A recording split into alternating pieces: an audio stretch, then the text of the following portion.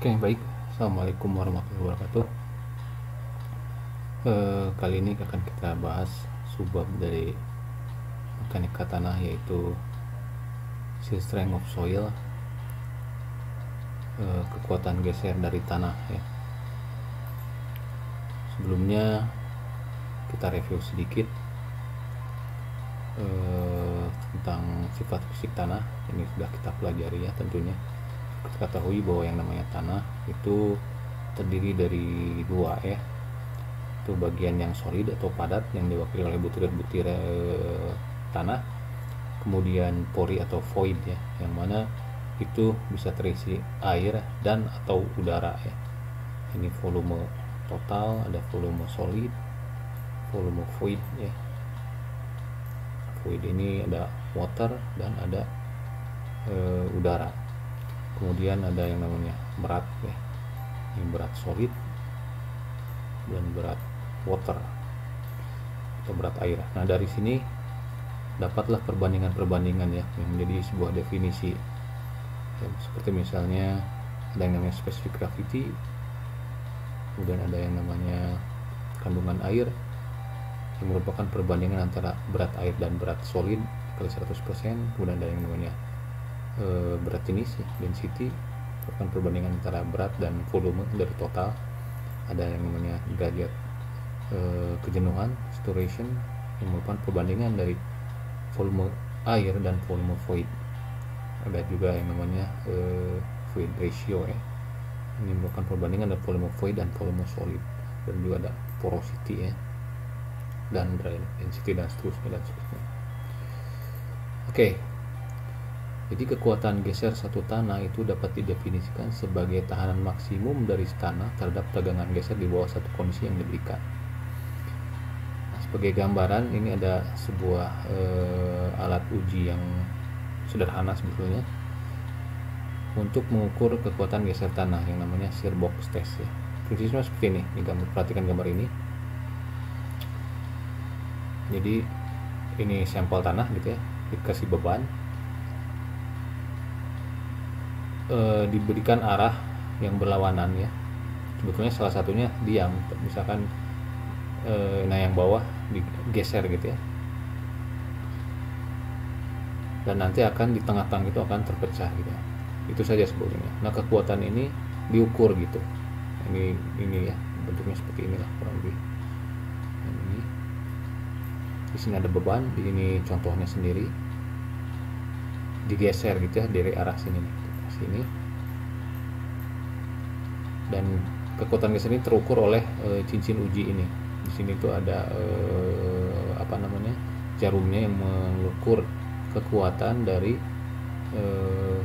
gaya yang diberikan di sini. Jadi satu beban diberikan, kemudian digeser sampai dia pecah berapa, kemudian bebannya diganti lagi, digeser lagi. Dan ini grafiknya seperti ini.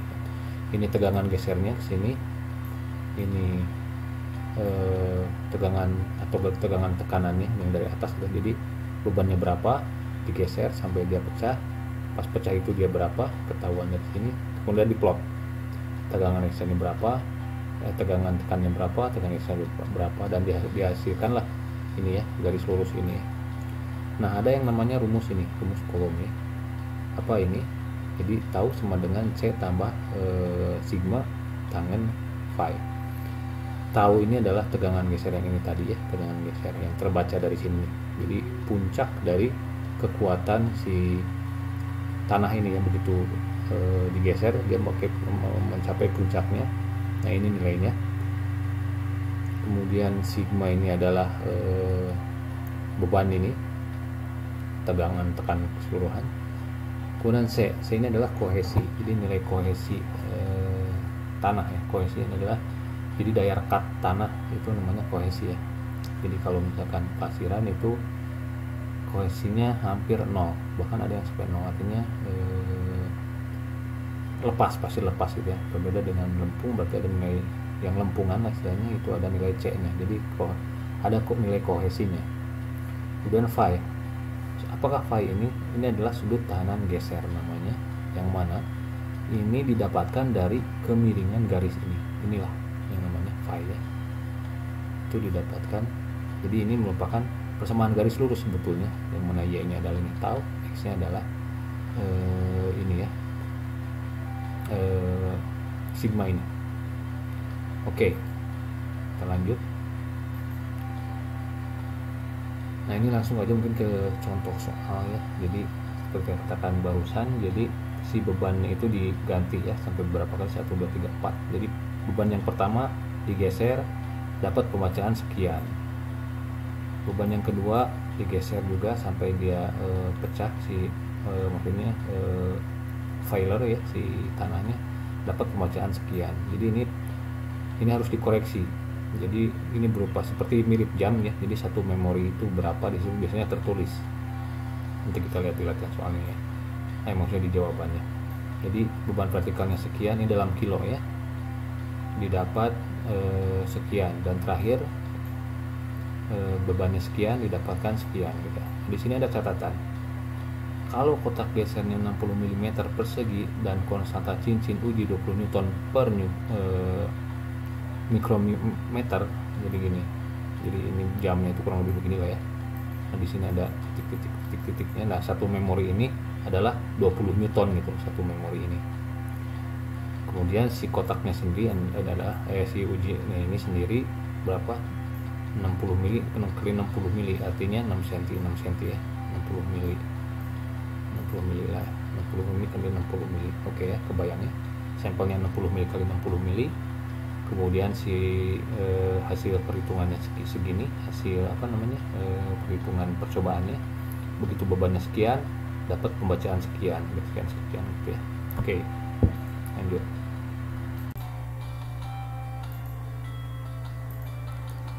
Oke ya, ini adalah hasil kalkulasi dari nilai-nilai yang didapat dari percobaan Sire box tadi ya. Jadi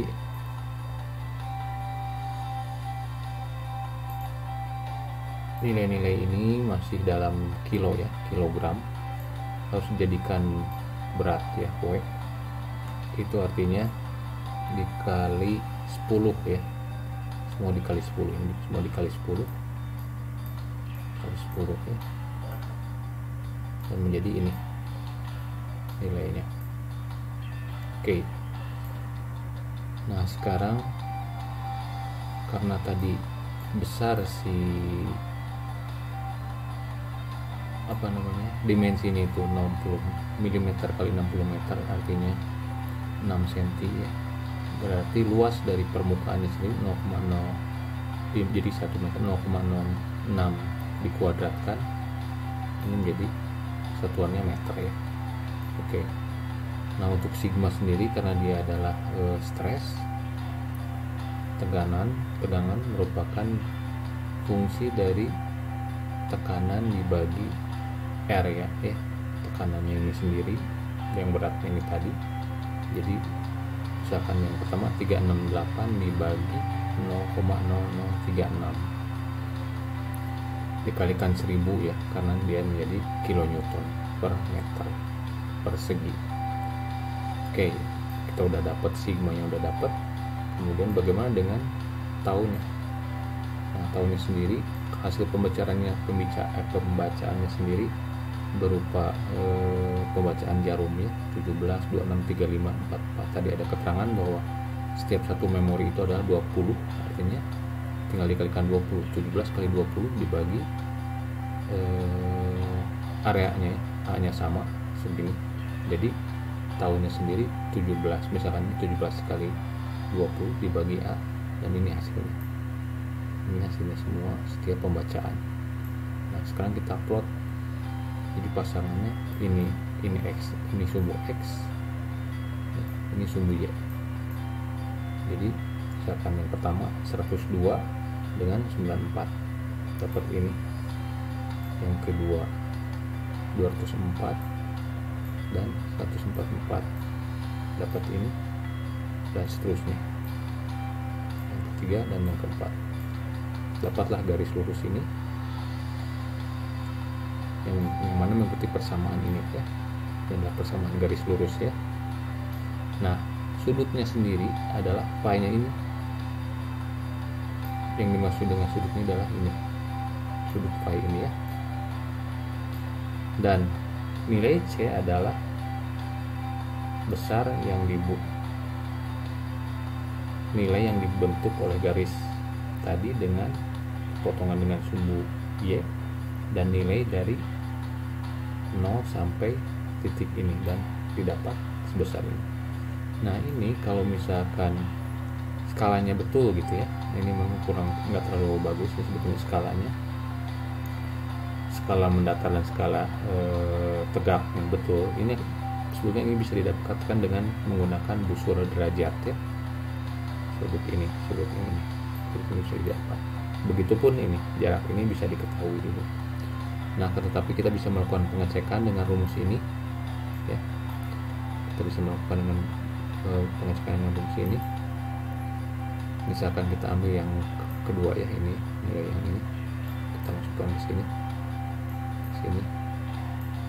dan 204 nya ke sini, harga sigmanya, dan kita ambil yang kedua nilai yang ini 94,4 sama dengan C tambah 102,2 tangen dari phi. Kita kurangkan 144,4 dikurangi 94,4 ada 50, C nya habis. 204,2 dikurangi 102,2 102, maka tangen dari phi adalah sekian ya, 0,49, dan didapatlah harga sudut ini adalah ini. Jadi sebetulnya dengan perhitungan itu kita bisa juga melakukan penyelesaian persamaan ini. Ininya dapat, kita tinggal masukkan aja ke salah satu persamaan, misalkan yang ini 94,4 sama dengan C tambah 102,2, ini tangen phi nya segini, ini dikalikan maka C nya dapat sekian. Artinya harga C nya, harga kohesinya adalah 44,3. Nah demikian, nanti harga ini untuk apa sebetulnya kita bisa dijelaskan di penjelasan berikutnya ya.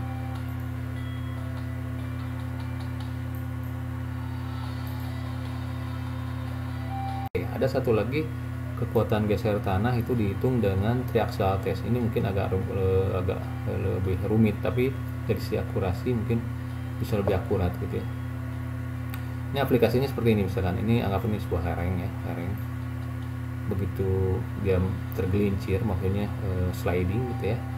Nah ini ada satu tempat di mana kondisinya seperti ini,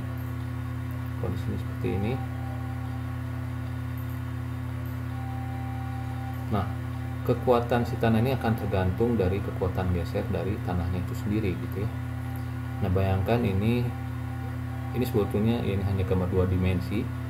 Jadi ini adalah sebetulnya kalau dibayangkan apa ya, keller lah ya, yang diisi air, dan ini sampelnya, ini sampel ya, ini sampel di sini dikasih tekanan, situ dikasih tekanan sebetulnya ini. Nah di samping tekanan dari sini, dari berbagai sisi ini dikasih pula ini beban vertikal dari sini. Ini ada tulisannya beban vertikal ini terbaca di sini ya. Jadi tekanannya itu tekanan di berbagai sisi, ini tekanan udara dari sini ya diberikan. Ini ada airnya, diisi airnya. Nah prinsipnya seperti ini. Kita lanjut ke gambar berikutnya.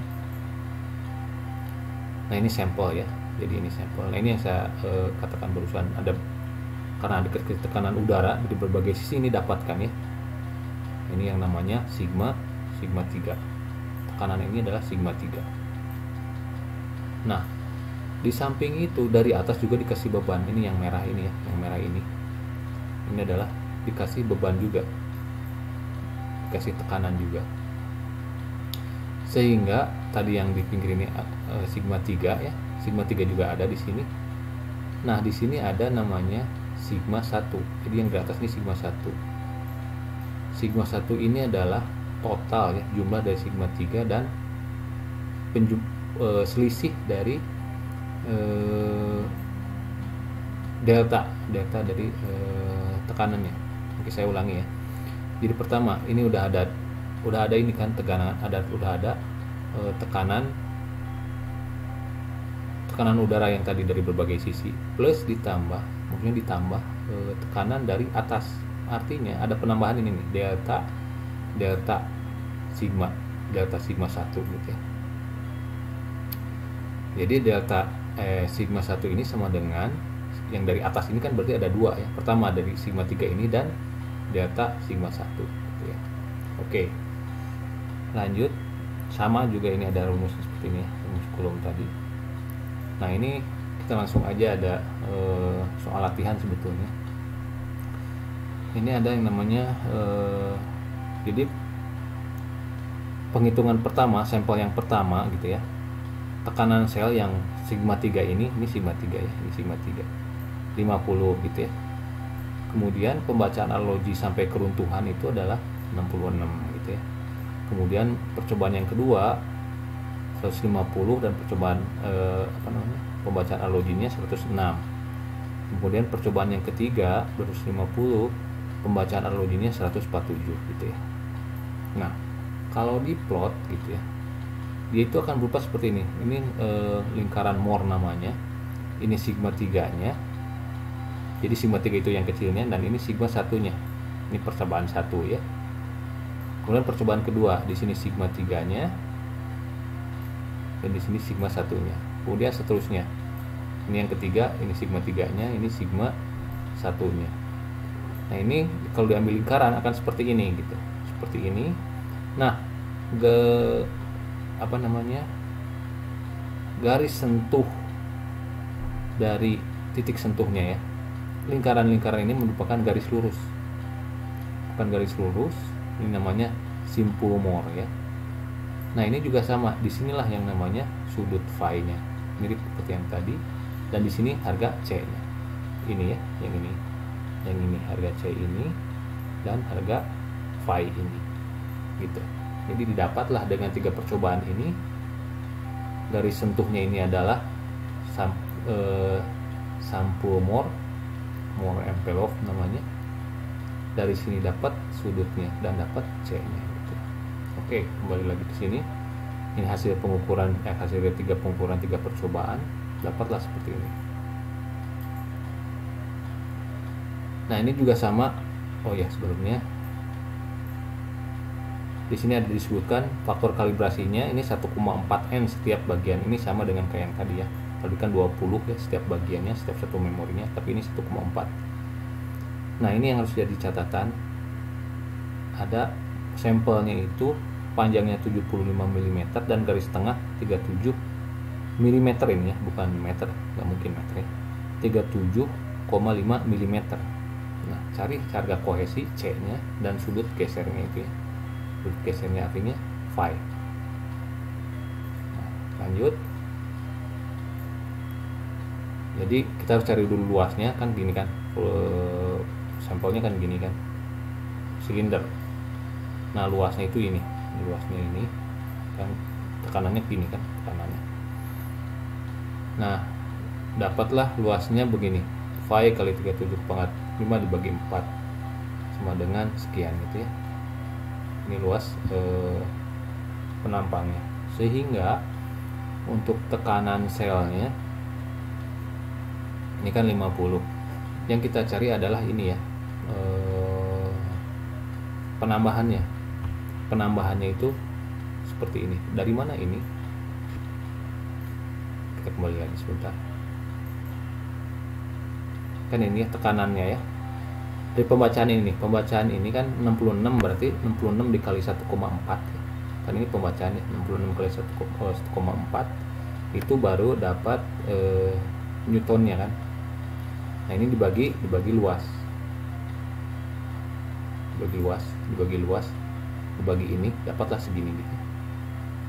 Ini tambahannya sehingga tekanan vertikalnya itu yaitu sigma 1-nya itu adalah tinggal dijumlahkan aja kan, 50 tambah 84 sekian. Ini 150 tambah 184 sekian. Tinggal ini ditambahkan. Jadi ini ditambah ini ya, tambah ini sama dengan ini itu aja. Nah, sekarang kita tinggal plot ini versus ini ya.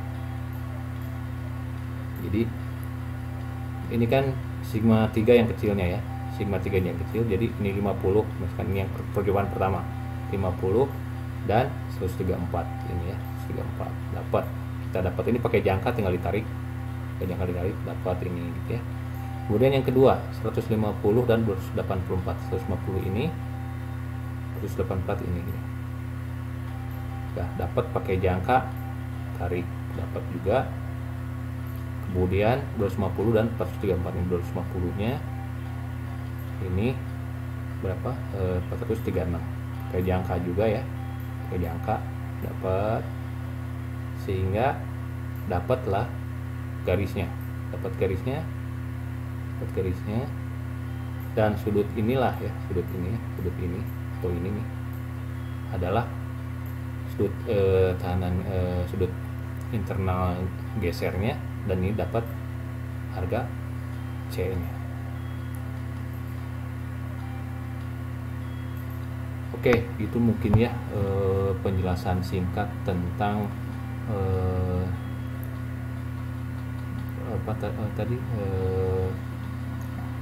kekuatan geser dari tanah ya, berdasarkan percobaan di laboratorium. Nanti akan kita lanjut dengan pembahasan untuk aplikasinya dan berbagai macamnya jenis-jenis percobaan yang lainnya ya. Itu saja mungkin. Terima kasih.